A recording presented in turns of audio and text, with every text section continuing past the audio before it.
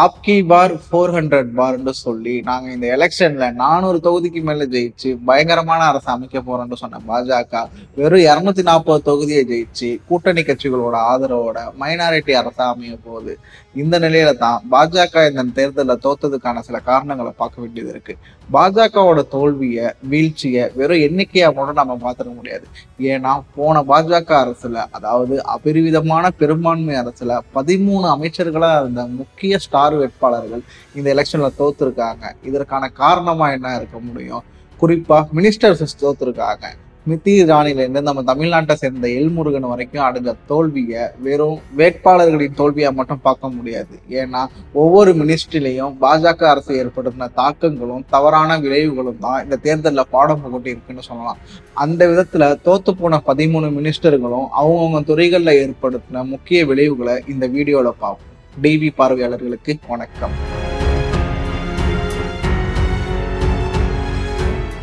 Ajay Mishra Danny போன பாஜக அரசுல ஒன்றிய உள்துறை இணையமைச்சரா இருந்தாரு.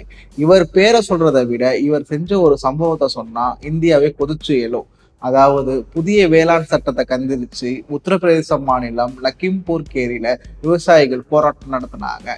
2021 அக்டோபர் 3 லக்கிம்பூர் கேரி மாவட்டத்துல விவசாயிகள் ஒரு பேரணி நடத்திக்கிட்டு இருந்தாங்க. புதிய வேளாண் சட்டத்துல நீங்கள் சீர்திருத்தம் மேற்கொள்ளவில்லை என்றால் நாங்கள் உங்களை சீர்திருத்துவது பற்றி யோசிக்க வேண்டி வரும் என்று விவசாயிகள் முழங்கிட்டு ஜனநாயக வழியில ஒரு அறப்போராட்டத்தை நடத்திக்கிட்டு இருந்தாங்க. அப்பொழுதுதான் ஒரு 2 கார் விவசாயிகள் போராட்டத்தை, அவர்கள் விவசாயிகள் ஜனநாயக பிரதிநிதிகள் கூட இல்லை, ஒரு அடிப்படை மனிதர்களா கூட பார்க்காம முட்டி தள்ளிட்டு போயிட்டு இருந்துச்சு. கிட்டத்தட்ட இந்த சம்பவத்துல 8 விவசாயிகள் பலியானாங்க. 10க்கும் மேற்பட்டோர் பலத்த காயமடைந்து உடல் உறுப்புகளை இழந்தாங்க. இந்த சம்பவத்தை நிகழ்த்தின 2 கார்ல ஒரு காரை ஓட்டியவர் ஆசிஷ் மிஸ்ரா, அதாவது அஜய் மிஸ்ரா டேனியோட மகன். இத விவசாயிகள் சங்க பிரதிநிதிகள் ஒரு பயங்கரவாத தாக்குதல்னு சொன்னாங்க. காலனி அரசுல வெள்ளக்காரன் செஞ்ச ஜாலியன்வாலா பாக் படுகொலையை மாதிரி நீங்க உங்க சொந்த மக்கள் மீது ஒரு படுகொலையை நிகழ்த்தி இருக்கீங்கன்னு சொன்னாங்க. அஜய் மிஸ்ரா பதவி விலக வேண்டும் என்று பல்வேறு தரப்பினர் கோரிக்கை வச்சாங்க. ஆனா அவர் இந்த சம்பவத்துக்கு ஒரு சின்ன வருத்தம் கூட தெரிவிக்கல, தன் பதவியவும் விலகல. பாஜக அரசும் இதை பார்த்துக்கிட்டு சும்மாதான் இருந்துச்சு.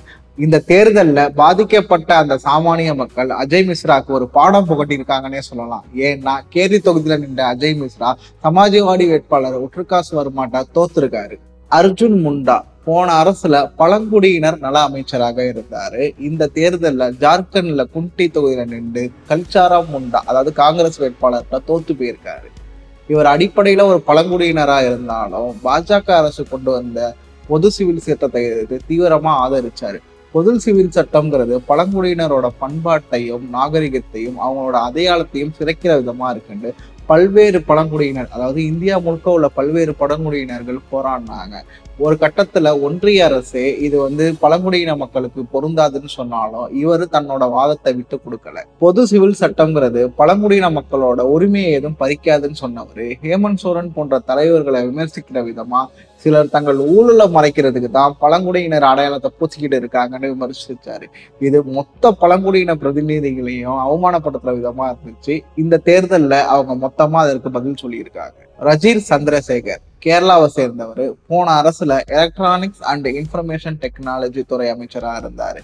போன அரசுல முக்கியமா விமர்சிக்கப்பட்ட ஒரு பில்லு தகவல் தொலைத்தொடர்பு துறையில பல புதிய மாற்றங்களை ஏற்படுத்தினாங்க.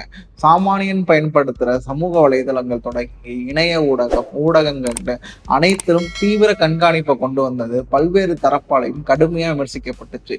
ஒரு ஜனநாயகத்தோட அடையாளமே கருத்து சுதந்திரம் தான் சொல்லும் போது அதையே கழுத்து நெரிக்கிற அளவுக்கு இந்த அரசு வந்துருச்சுன்னு அனைத்து ஜனநாயக அமைப்புகளும் போராடினாங்க. இதுல ஹைலைட் என்னன்னா, இந்த கொடும் சட்டத்தை கொண்டு வந்த ரஜீர் சந்திரசேகர் ஒரு ஊடகத்தை நடத்துறாருங்கிறது தான். கேரளாவை சேர்ந்த முக்கிய ஊடகமான ஏசியாநெட்டோட ஒன் ஆஃப் த ஃபவுண்டர் இவரு. இதையும் தாண்டி இதோட விளைவோ என்னமோ இந்த தேர்தல்ல திருவனந்தபுரம் தொகுதியில சசி தரூரை எதிர்த்து நின்று தோத்து போயிருக்காரு. இது வெறும் ஆச்சரியம் ஒன்றும் இல்லை. ஏன்னா இவர் மக்கள் பிரதிநிதியா என்னைக்குமே தேர்ந்தெடுக்கப்படல. போன முறையே கேரளாவை சேர்ந்த இவர் கர்நாடகா சார்பா ராஜ்யசபா எம்பியா தான் தேர்ந்தெடுக்கப்பட்டாரு. ராஜ்யசபா எம்பி தேர்வுலேயே பல்வேறு சர்ச்சைகளை ஏற்படுத்தினாரு. அதாவது அவர் ஃபேமிலி வெல்த்தே 65 கோடின்னு வெளிப்படையா இருக்கும்போது தன்னோட அஃபிடவிட்ல 28 கோடின்னு போட்டு பல்வேறு சிக்கல்ல மாட்டினாரு. மகேந்திரநாத் பாண்டே போன அரசுல ஹெவி இண்டஸ்ட்ரி துறை அமைச்சரா இருந்தாரு. ஊபியில உள்ள சண்டேலி தொகுதியில 2014 2019 தொடர்ந்து ஜெயிச்சுட்டு வந்த அவருக்கு இந்த தேர்தல்ல சண்டேலி மக்கள் சலோ சொல்லியிருக்காங்க.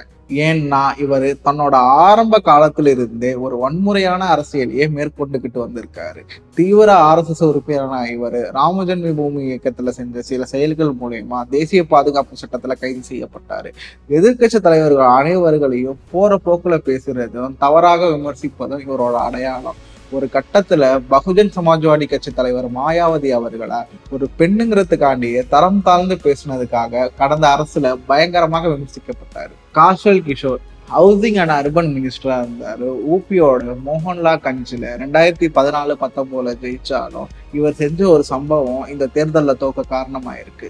கடந்த 2023 ஆகஸ்ட் மாதம் இவர் வீட்டிலேயே ஒரு கொலை நடக்குது. அந்த கொலை எதுல நடக்குதுன்னா இவர் தன்னோட பேர்ல தன்னோட லைசன்ஸ்ல வாங்கி வச்சது கண்ணுல நடக்குது. இத அவரும் பாஜகவும் வழக்கம் போல பொருட்படுத்தலனாலும் உத்தரப்பிரதேச மக்கள் ஒரு கொலைக்கு கூட இங்க நீதி இல்லையாண்டு கண்டு பொருட்படுத்தினதன் பொருட்டு இந்த தேர்தல் முடிவு வெளியா இருக்குன்னு சொல்லலாம். Sadhvi Niranjan Jyoti consumer affairs, food and public distribution அமைச்சரா இருந்தாரு. ஃபதேபூர்ல இந்த வாட்டி தோத்துருக்காரு. இவர் செயல்பாடை தாண்டி இவர் பேசின ஒரு பேச்சு இவர் தோல்விக்கு காரணமாயிருக்கு. கடந்த டெல்லி சட்டமன்ற தேர்தல் அப்ப வாக்காளர்கள்ட்ட பேசும்போது உங்கள் ஓட்டு ராமரின் குழந்தைகளுக்கா அல்லது சட்டவிரோத குழந்தைகளுக்காண்டு மோசமான அபியூசிவ் வேர்டை பேசினாரு. சமீபத்துல ஹைதராபாத்ல ஒரு பெண் பாஜக வேட்பாளர் தன்னோட தேர்தல் ஆதாயத்துக்காக ராமரை தவறா சித்தரிச்ச மாதிரி இவரு தன்னோட தேர்தல் வெற்றிக்காக ராமரை தவறா பேசியதற்காக என்னமோ ராமர் தகுந்த பாடம் புகட்டிட்டாருன்னு தான் சொல்லணும். ராவ் சாஹிப் தான்வே மகாராஷ்டிரால உள்ள ஜால்னா தொகுதியில நின்று தோத்துருக்காரு. கடந்த அரசுல முக்கிய துறையா இருந்த ரயில்வே துறை அமைச்சரா இருந்திருக்காரு. இந்திய வருமானத்தையே தாங்குற 3 விஷயமா நேரடி வரி, மறைமுக வரி, ரயில்வே 3 தான் சொல்லுவோம். அப்படிப்பட்ட இந்திய பொருளாதாரத்தின் முதுகெலும்பா இருந்த ரயில்வேயே நஷ்டத்துல தள்ளின சாதனைக்கு சொந்தக்காரர் இவர். அதையும் தாண்டி இவர் அரசுல தான் இந்த முக்கிய துயர் சம்பவம் நடந்துச்சு. இதற்கான பொறுப்பையும் தார்மீக கடமையையும் இன்னைக்கு வரைக்கும் அவர் ஏற்கல, மக்கள் மறக்கல. எல் முருகன் அது ஒண்ணு இல்ல, கீழே போட்டுரு.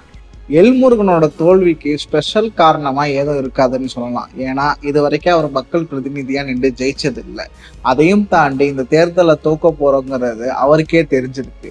அதனாலதான் ஏணி சின்னத்துல ஒரு குத்து, தென்னமலை சின்னத்துல ஒரு குத்துங்கிற மாதிரி இங்க லோக்சபா எலெக்ஷன்ல நீலகிரி தொகுதியில நின்றவரு அங்க ராஜ்யசபா எலெக்ஷன்ல போட்டி போட்டு ராஜ்யசபா MP ஆகி செட்டில் ஆயிட்டாரு. ஸ்மிருதி இரானி இந்த பேருக்கு அறிமுகமே தேவையில்லை. பாஜகவிலையும் சரி இந்தியா ஃபுல்லாவும் சரி தன்னோட சர்ச்சை மிகு செயல்னால நட்சத்திர வேட்பாளரா இருந்தவங்க போன தேர்தல்ல அமேதி தொகுதியில ராகுல் காந்தியை தோற்கடிச்சவங்க. ஆனா அதே ஸ்மிருதி இரானிய அதே அமேதி தொகுதியில வச்சு உங்களை தோற்கடிக்கிறதுக்கு நான் தேவையில்லை, என் கட்சியோட சாதாரண உறுப்பினரே போகுண்டு காங்கிரஸ் கட்சி பதிலடி கொடுத்துருக்கு. இந்த மாதிரி சின்ன விஷயத்தையெல்லாம் நான் பண்ண வேண்டிய அவசியம் இல்லை. என்னோட சிஷ்யன் சொத்தையே பண்ணுவான். இதை தவிர சஞ்சய் பாலியான், R முரளிதரன், நிஷித் பிரமிக், சுபாஷ் சர்க்கார் போன பாஜக அரசுல அங்கம் வகிச்ச பல அமைச்சர்கள், இணையமைச்சர்கள் தோல்வியை தழுவியிருக்காங்க. மீண்டும் ஒரு முறை சொல்லணும்னா இந்த தேர்தல்ல பாஜகவுடைய வீழ்ச்சி என்பது வெறும் எண்ணினாலான வீழ்ச்சி மட்டும் இல்லை. பாஜகவோட முக்கிய அதிகார பலமாகவும் அமைச்சரவை பலமாகவும் இருந்த அனைவரும் விழுந்திருக்காங்க. இனி வரும் காலங்களில் பாஜக பயணிக்க போகும் திசையை நமக்கு உணர்த்துறதா தான் இருக்குன்னு சொல்லணும். நன்றி.